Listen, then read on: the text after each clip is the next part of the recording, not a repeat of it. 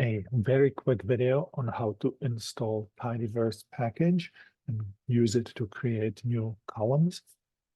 To install a tidyverse package in your workspace, you have to click on this Packages tab, then click on Install, select the tidyverse, then hit Install.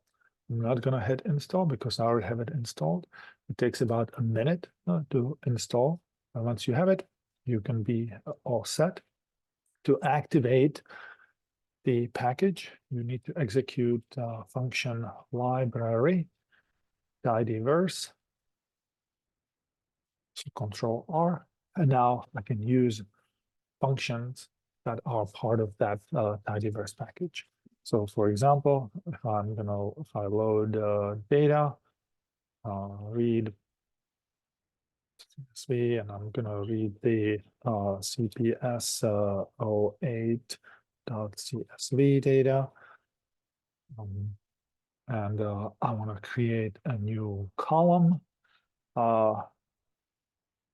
inside that data frame. I'm going to use function mutate